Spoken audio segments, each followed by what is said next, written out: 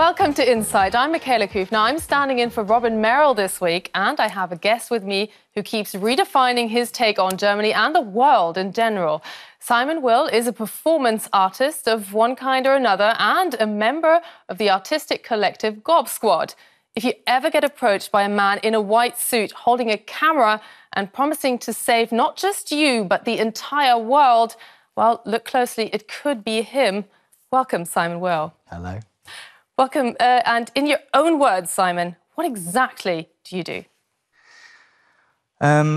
First of all, I'm a member of a family, and that family calls themselves Gob Squad. It's a collective, 7 artists at the core. We've been together for 20 years, and we make stuff, things that you call performance, theatre, in galleries, outdoor spaces, shopping centres. And we try to make things which are things that we would like to go to see ourselves. So I'm an artist in an artist collective. And this collective, how does that work? You told me before that you used to partly live together, and how has this evolved over 2 decades?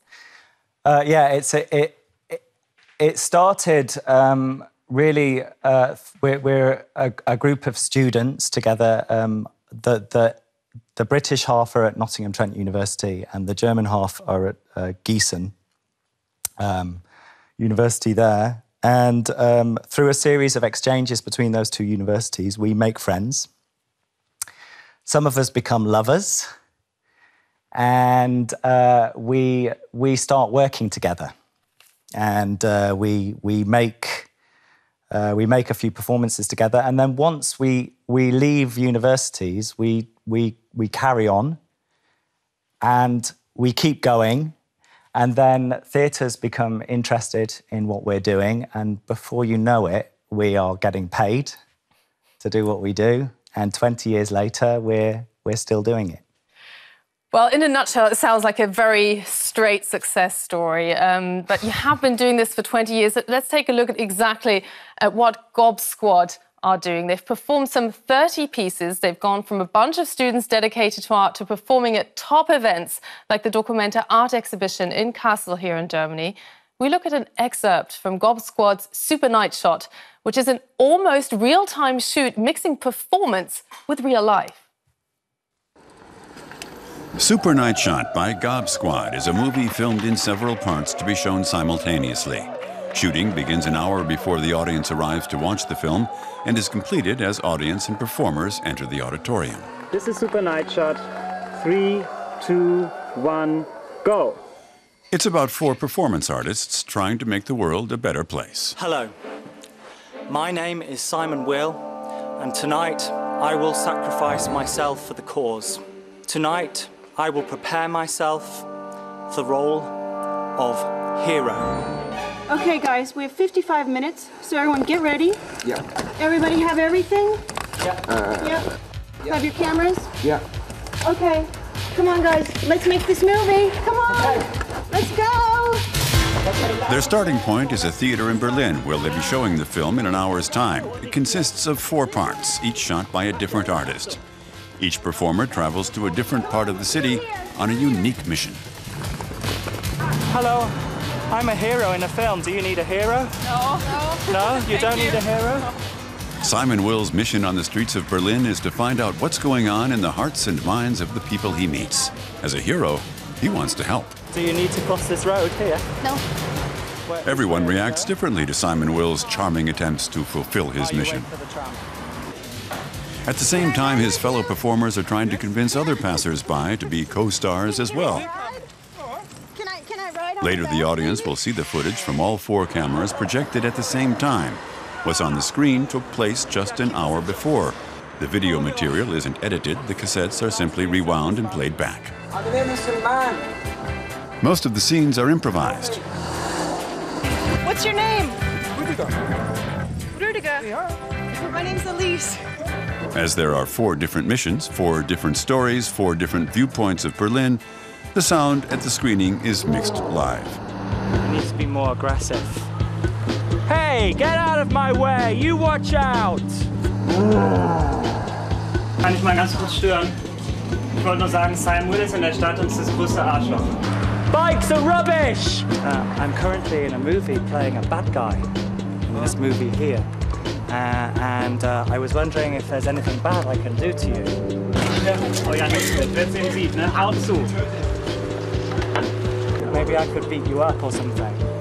The performers film people in places that normally would never find their way onto the big screen. A few of the scenes, like this dance sequence, are the result of meticulous planning.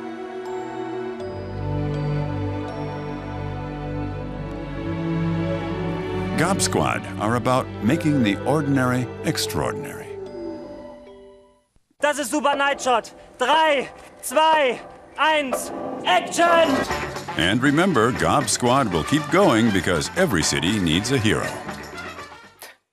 Indeed it does, and there's that taste of Gob Squad's performance, Super Nightshot. If you'd like to see the whole thing, we have 2 DVDs here, which you can enter a prize draw for. That's at insight@dw.de. Now, we've got a taste of what you do now.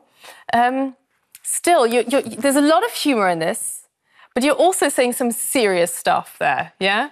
You're seriously approaching people. What kind of reaction are you trying to provoke?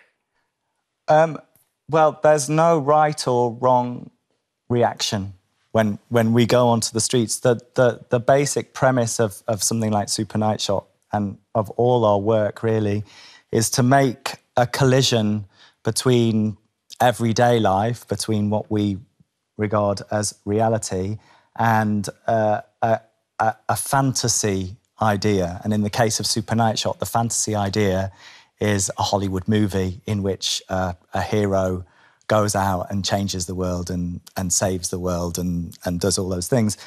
And then and basically that collision in itself is the thing that we're interested in. And then, for example, as a hero, you can just introduce yourself to someone. I'm a hero in a film, and therefore I can do pretty much anything you need me to do. So what is it you need me to do?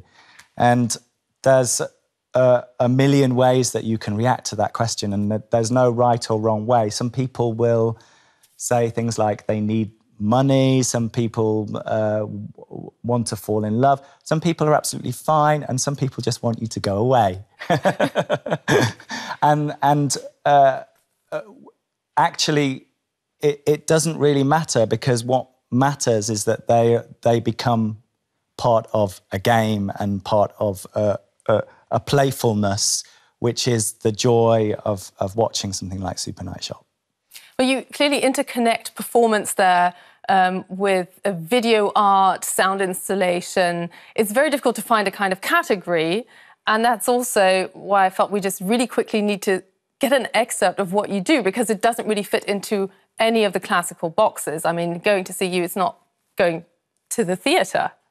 It's not that at all, is it? That's true. I mean, actually, when people ask me and ask us what we're doing, one of the ways that I try to describe it is by describing something like Super Nightshot. And then once they've heard a description, then they think, OK, right, I get it.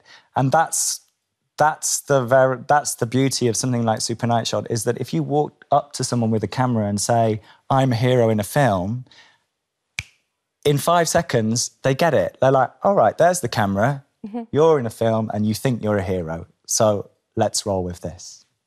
OK, well, so most people play ball? They go along with it, or? Yeah, I mean, it varies hugely from place to place. Super Nightshot has been in some extraordinary circumstances all over the world, from -30 in Quebec, Canada, to Rio de Janeiro, to Krasnoyarsk in Siberia. And the nuances and the things that movies mean to people in those places varies hugely. Now, one of the sentences that stuck with me in watching quite a few of your performances is you quite plainly say, without the banal, there can't be anything remarkable. And then and it's obvious that you're not afraid of bringing banal things out into the open. Is that a technique, or how would you describe that?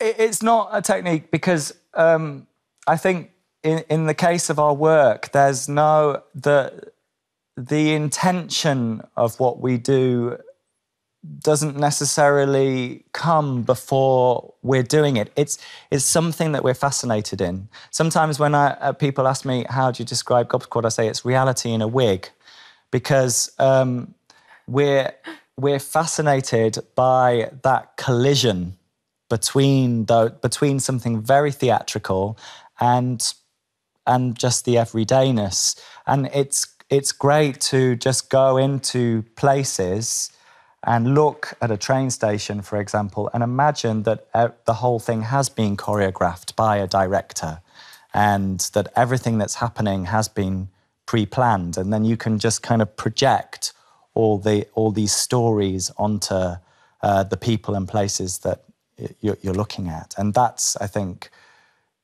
it's not a technique, but that's our fascination. That's the thing that we're curious Well, the people I've discussed your work with here, they felt certainly that was very fresh and very different, and many said, yeah, I get it.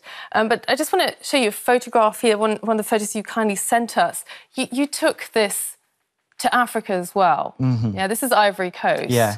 And you are, yes, it is you, standing there in a golden suit. Yes. Yes. Can you tell us what's actually happening in this scene? Well, that's a rehearsal picture. Again, I'm out on the streets. I'm trying to be a hero in Abidjan, and I'm running around with a camera telling people, hey, I'm a hero. What can I do for you? I have Gotar, he's on my side. Got you closer, yeah, here. Because, of course, it's French-speaking in the Ivory Coast. So he's my kind of agent, and he's acting as a translator. And in this context here, that was really a place where the whole premise of Super Night Shot was really challenged, because, for a start, I'm a white man in Africa, running around with a camera, telling people that I can be a hero, which automatically has a whole different set of nuances. And a golden suit, rather strikingly. I'm wearing a wonderful golden suit, which often is a good icebreaker. Right. You know, when you go up to someone in a golden suit, that often kind of opens things up. But there, in that context in particular, we took that idea along to Abidjan. We were invited to do a collaboration. We took that idea, and then when we got there, we started over the working period to realise what a ridiculous thing it was to do, because it's like over 30 degrees. Technology is breaking down constantly.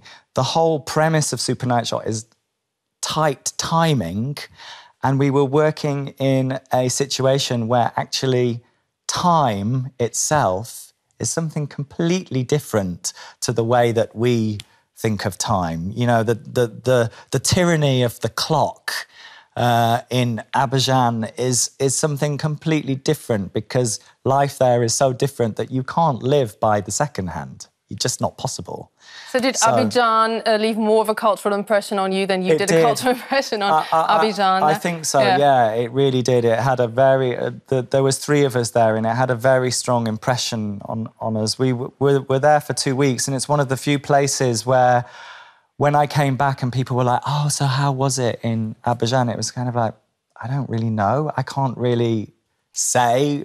I can't put my finger on exactly what happened there, because it was so far away from what I know, you know. So let's stay on Western cultural territory then there, or return to it. You also sent us a photograph here of you in California. Yes. Is that all of you? Is that the whole of the whole Gob squad? That's the whole squad? That's the family. Okay. Yeah. And this was all about Western society. That's questioning that concept.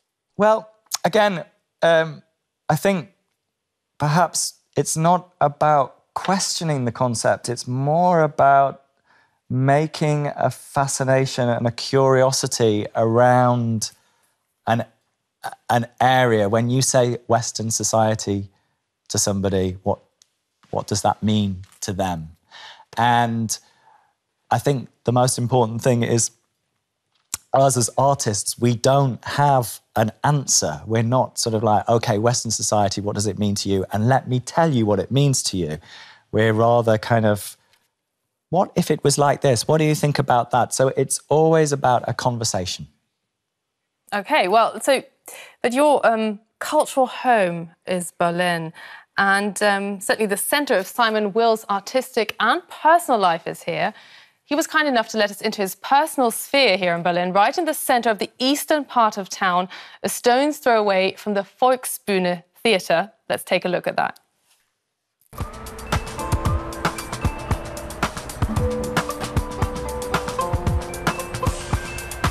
I actually find being here very calm. It's a very peaceful place, and I love to have this view.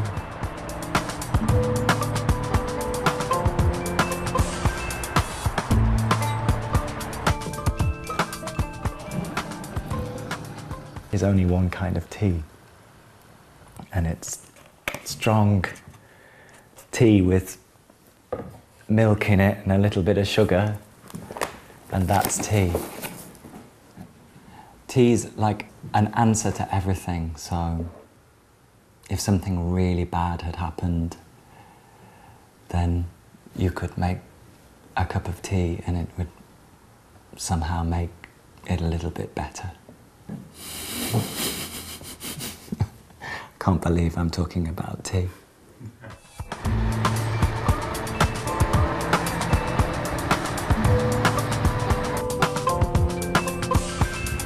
The thing that immediately struck me about Berlin was what a calm place it is, considering it's such a big city. It made me a calmer person. It gave me space to think. I've certainly changed while I've lived here. For a very long time, I was very taken by the energy that the place has. It's a fault line in the history of Berlin. A lot has happened here.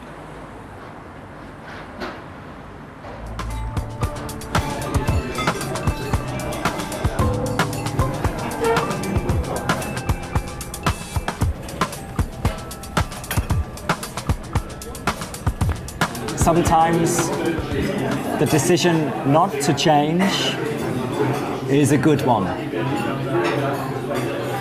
Here is a place which hasn't changed since I don't know when, 20, 30 years, and it's full of atmosphere, full of ghosts, of many great performers and interesting thinkers, and it stayed the same. And I think that is a very wise choice.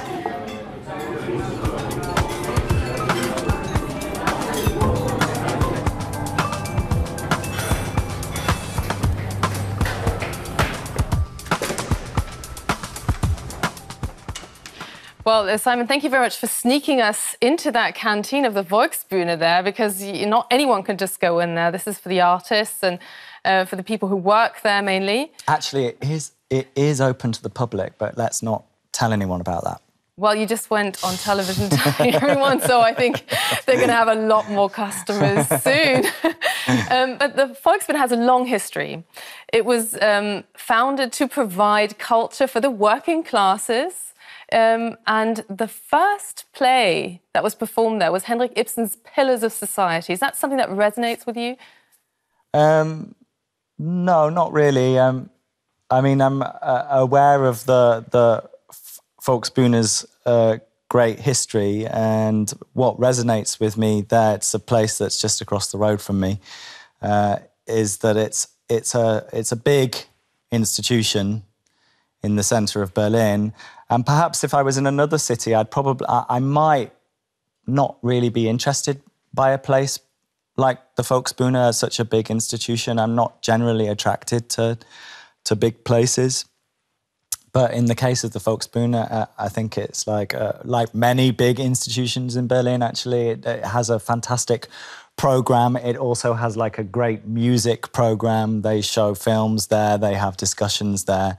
And that's really what resonates with me. But also the location, we saw your flat there. It's just off Rosa Luxemburg Square. Yeah. This is, named after one of these founding mothers of the communist movement in Germany. Do you feed off this walking through history there at all? Are you aware of it, or does it just become part of your average kind of surroundings, your natural surroundings to you? No, it's something that I'm constantly remembering. I mean, it's great to have that view onto that space. And when I first moved there, I always thought there was a particular kind of energy there. And my balcony, which looks onto that place, it's just a fantastic place for for people watching. And actually, 4 or 5 years ago, when we eventually got invited to make a performance for the main stage of the Volksbühne, we then decided to really kind of delve into the history of Rosa Luxemburg Platz, which has had 5 names in the last 100 years. And then I thought, right, okay, it's not just a feeling that there's an energy there. There really is a friction point there in the city of Berlin. Well, you also praise the energy of Berlin. I mean, it did keep you as Gob Squad together. Is this unique to Berlin? Do you think there's a secret why all 7 of you were interested long enough to be in this place, to have such a continuous artistic career together? Yeah, again, nothing ever happens intentionally. The thing that kind of brought us here, really, there's a woman called Enna Quinones. She now works at the Hebel am Ufer, which is another great institution in Berlin. She invited Gob Squad over. She'd already seen lots of our shows, and she invited us over to a place called Podeville, which was the Centre for Contemporary Arts at the time. And some of the group were already living here. I came over specifically to be part of that piece. For me, I think, as is the case for a lot of things, it was kind of like love at first sight with Berlin. I knew from the very first day that I arrived here, I went out onto the streets and I was like, I really like it here. I want to be here. I want to stay here. And the whole group gravitated here because, I mean, it's no secret. It's a place that artists of all kinds can survive and make work. And, they, unlike a lot of other cities where in order to survive, actually, you have to fill your time with lots of other things. It has been the case that here in Berlin, you can focus on what you really want to do. Now, currently you're involved in a project where art and science intersects. Let's take a look at some images of this latest project of yours, which is called My Square Lady. Yes. So I presume what we're seeing is female. We see Mayon, and currently Simon is among those feeding him with impressions. So maybe you can just walk us through that, what you're doing with this robot at the moment. Well, the My Fair Lady, which is the idea that we took the idea from, is a story, quite a well-known musical, in which a working-class Cockney flower girl is picked up off the streets by a linguistic professor of the upper classes, and he decides to teach the So woman is the how to robot speak. this flower girl? And, exactly. Yeah. Mion is my square lady. Our idea is that we're going to take Mion and... That's Do you me on see there, on the here? left, yeah. This is Mion learning to sing and follow colours. Why are you showing him Well, at the moment, writing when he's sung to? this particular experiment was something very simple, where could Mion follow sound and colour at the same time. It's really like that. It's really it's like working with a 1-year-old child.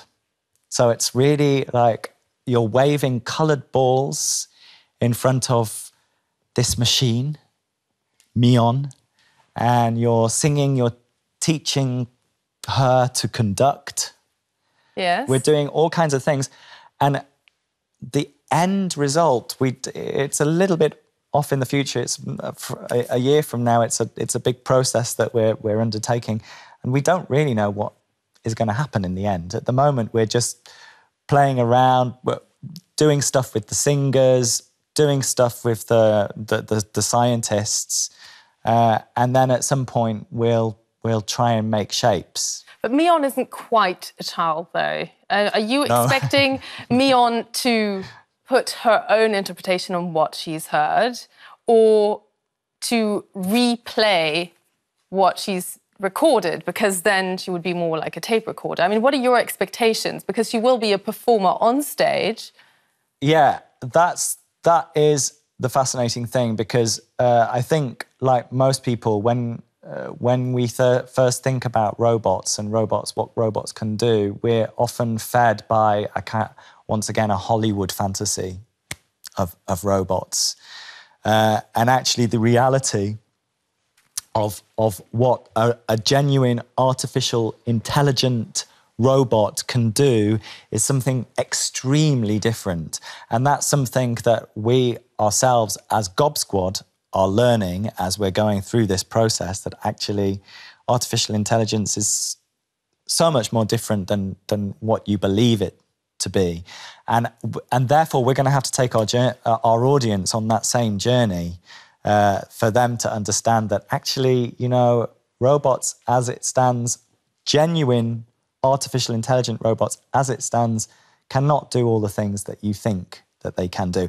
There's lots of puppet robots out there that can do incredible things. They can like drive cars and conduct bands, but actually they've just been programmed to do that, and they're not actually through what we would call free will doing those things.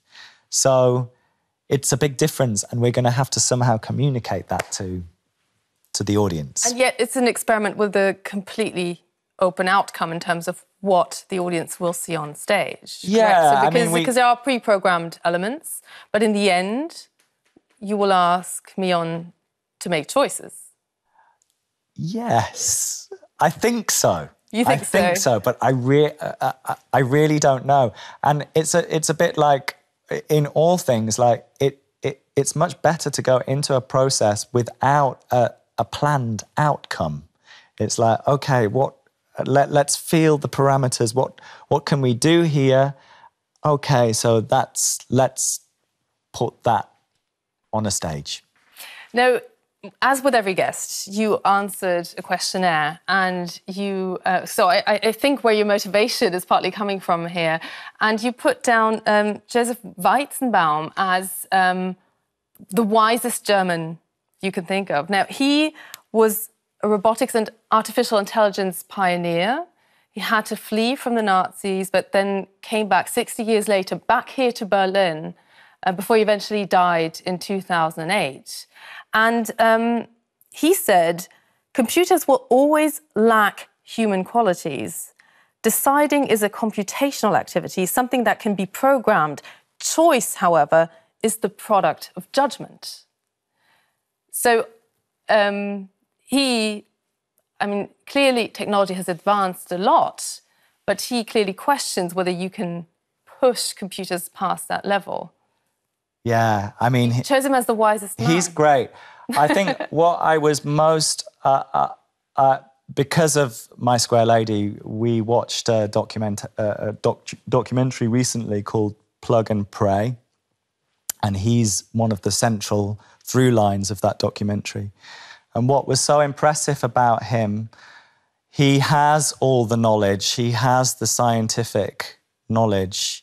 And what's so impressive about him is that he's not running away with a fantasy of technology and how technology will solve everything in the world. He's actually really cautious. And I think the most impressive thing about him is that often when people talk about things like technology and computers and smartphones and things like that, we talk about it in a way, it's kind of like, oh no, this is all inevitable. It's all going to happen. Progress is going to happen, and there's nothing that you can do about it. And he's very interesting because he's like, no, actually, we can make choices. We are in control of this. And so we really need to ask ourselves what we want. Well, Neil Armstrong, when he was heading the Apollo 11 mission, he actually switched to manual. He overrode the computer, which of course was much simpler than today's computers, to make a safe landing on the moon. And he only had another 30 seconds or something worth of fuel to go. So, and he went with his intuition. And intuition is something where the brain isn't switched on in a way, you know, the computer isn't in full drive, the human brain. So what does that teach us when you're looking at this huge achievement, which was only possible by overriding technology, and now you're somehow on the other end of it? You're instilling some creativity into your computer almost. Yeah, I mean, it's symbiotic, isn't it? Because, I mean, he wouldn't have been able to have switched to manual in the first place if there wasn't that technology in existence to switch to manual. So he wouldn't have gone to the moon in the first place if there hadn't been the technology there that allowed him to get there. Yeah. So, I think what's wonderful about casting a robot in the main role of a musical is that it immediately, something like My Square Lady, it immediately kind of brings up all those questions. What is it to be human? What makes us human? Because you have to ask that in order to make a robot that is like a human, you then have to ask, like, well, what actually is it to be human? Should this robot be able to cry? Now, we dug deep into our archives when you mentioned Joseph Weizenbaum. And here at Deutsche Welle, we managed to get Joseph Weizenbaum into our studio to talk about artificial intelligence. Now, remember, this is 13 years ago. Let's listen to what he had to say.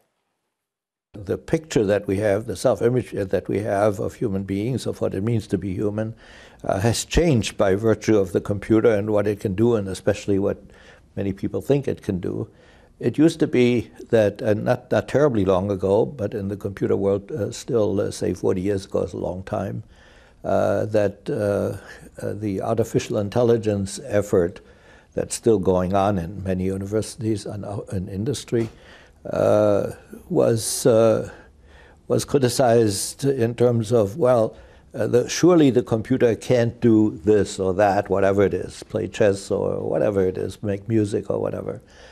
And then later on, it was shown that, well, the computer can do that. It can play chess superbly, for example.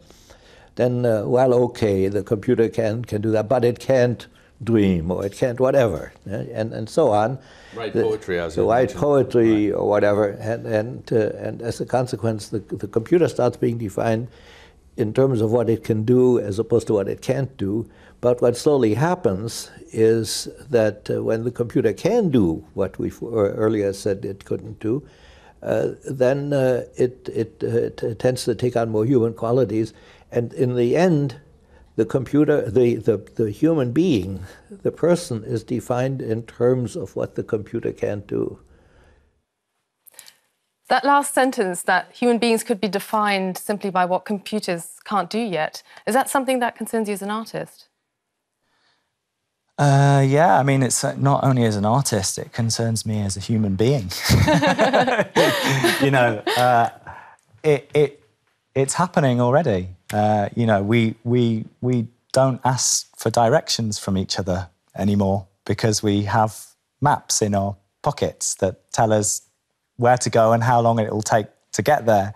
And that's just a small example, but it's an example where technology impacts on behaviour and how we kind of interact with each other. And there's many contradictions because on the one hand you can say, oh, it's bringing us together, but on the other hand, it's distancing as well. It's a distancing thing as well. Now, I just want to show you another photograph that you sent us, because you certainly aren't afraid to walk across boundaries there. This is a child, and in the background you can read, "We are hurtling towards death." Yeah, these are children between 8 and 14 years, or 8 to 12 years old. And a voice tells them, "You are here to live and then die. Grow up. You better get on with it." Now, this is a message that I have never heard anybody convey to their children. Can you explain to me what that is all about, and why anyone would want to let their child go on stage being told that they're hurtling towards death, frankly? Well, that show is called Before Your Very Eyes. And it's about an hour. And what we do is we get the children to perform their idea. They start by just being themselves on stage in this kind of box, which is a little bit like a scientific one-way mirrored experiment box. And then over the duration of the hour, we give the instruction, come on, grow up. And they perform the various stages of life. They perform teenagers, they perform middle ages, and they perform old ages. And they, of course, kind of pull out lots of cliches in doing so. And that's fascinating because it tells us something about our expectations of life. The children are from Ghent in Belgium, and they were all together with their parents. They underwent, it's a bit like My Square Lady, it was a long process. It was a 2-year process, which we worked with them, did improvisations. Again, the same kind of thing. We didn't have a kind of set script as such when we went in and started making with them and doing stuff with them. And then we came to a point like, oh, okay, this is the kind of shape that we can make. But a lot of the material was generated from them. From them improvising? From their improvisations. So you almost grew up with them. I mean, 2 years is a long time in childhood, you know, to follow them through a process. Yeah. What was that like? What did they teach you about their outlook on life? Well, I don't have children myself, so, I mean, I'm sure that people with children probably, you know, that's part of their everyday reality. But what was great in that process, it was 2 years producing the piece, and then a further 3.5, 4 years actually touring the piece with them. So we almost had like 5 years together. Yeah. And what was very wonderful was just seeing the changes that they went through, seeing them blossom as people, because some of them, when they first came in to the process, we didn't want to choose theatrical children that could perform like in a musical. We chose children which we found interesting and weren't bothered by standing in front of people on a stage. So some of them were actually in the first place kind of awkward and a bit shy. And then 3 years, 4 years, 5 years later, you see them opening up and, you know, I don't know. Telling it as they feel it is, yeah. Yeah. Now, there's a lot of, or this theme of revolution goes across a lot of your performances. What would a Gob Squad world revolution look like? What's your manifesto? This is your chance. Oh, no. Very briefly, 3 sentences. Here's the bead of sweat. Well, I would say that there would be no manifesto. That would be the manifesto. Sorry, that kind of like eats itself. You could get a different revolution out of all of us, I think. What would my revolution be? My revolution would be to open up. Okay, well... Sorry. Thank you very much for letting us in on your personal revolution there. Would that be the same for all the Gob Squad members, or do you think they would come up with 2 or 3 key sentences? You're a collective. Yeah, we're a collective, and therefore we allow all those different opinions to coexist in the making of what we do. Okay, well, and that was Insight with Simon Will. Simon Will, thank you very much. One of the 7 members of the Gob Squad Artist Collective. If you missed the show today, you can watch us again online, and there's also a DVD of Gob Squad performances to win in our prize draw. All you need to do is drop us a line at insight@dw.de. For now, from us here in the studio and the whole Insight team, thanks for watching and bye-bye.